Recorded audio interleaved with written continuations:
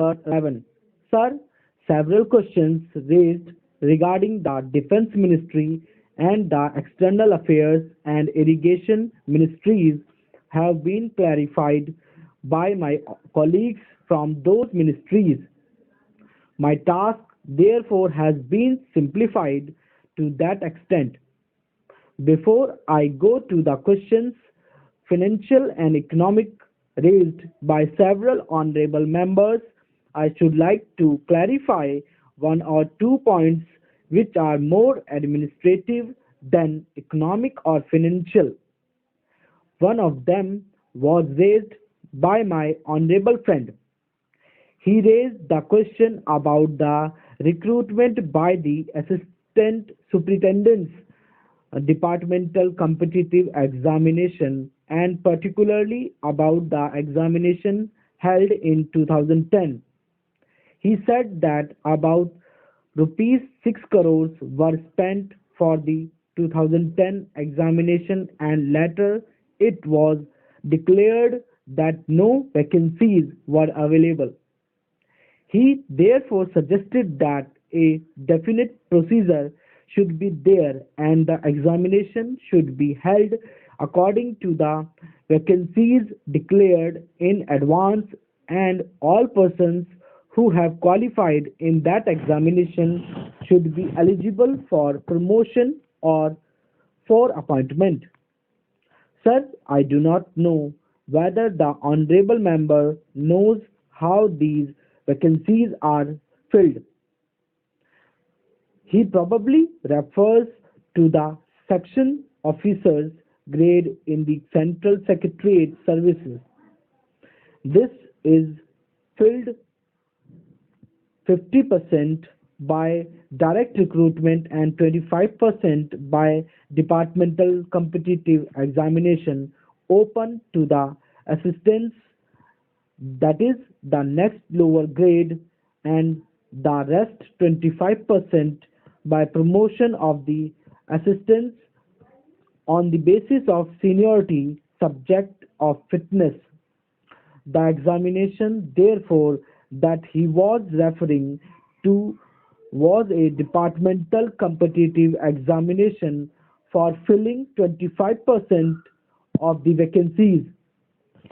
It takes about 1 year for the Union Public Service Commission to declare the results of the examination from the time they take up the question of the examination. It is not therefore possible to declare the number of vacancies to be filled in from the very beginning. To declare them just when the results are out is more realistic, and that is what is done. Sir, if the examination is treated as qualifying examination, the number of persons who will thus become eligible for appointment will be quite unrelated to the number of vacancies to be filled in, and then the very situation which the honorable member wishes to avoid would arise. It would not then be possible to hold any of the examinations at regular intervals, and promotions against this quota would become very fitful. The honorable member also suggested that the rules for recruitment and promotion, etc., should be uniform for all ministries, whether participating in the Central Secretariat service scheme or not. It must be, and this is so, except for the Ministry of External Affairs and the Railways. These have different rules, but these rules are very much similar and there is not much difference. But because these persons are recruited for different purposes and by different agencies, they are separate.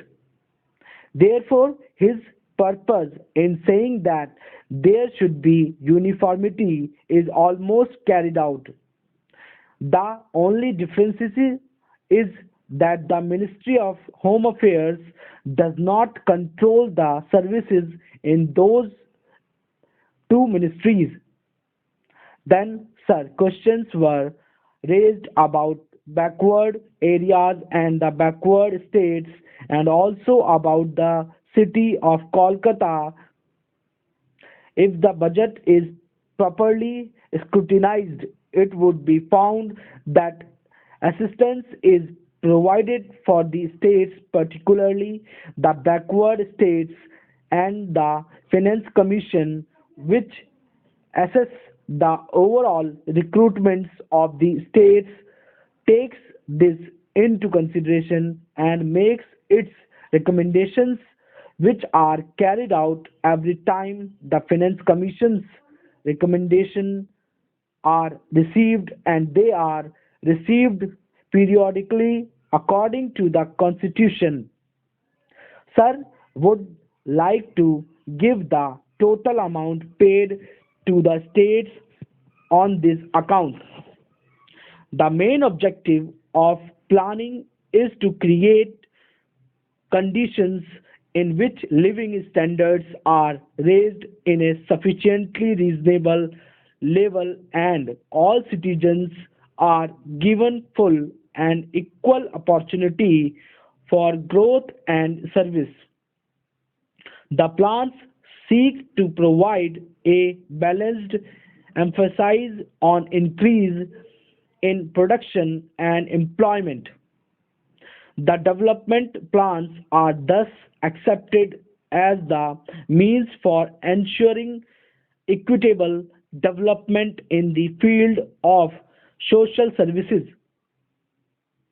There is no reason to suppose that the needs of the less fortunate or prosperous states are being neglected. But it would not be proper to expect that all these differences could be wiped out now immediately. It must be seen whether we are going towards that very end or not. We are deliberately going towards that end, and we hope and trust that in course of time these inequalities would be wiped out, if not completely wiped out, at any rate they would be lessened. My honorable friend complained about inadequate provision included in the plan for meeting the growing requirements of the city of Kolkata, were even the basic services like water supply, sewage disposal, and drainage were not being augmented, and that the central government was not enthusiastic about solving these difficulties.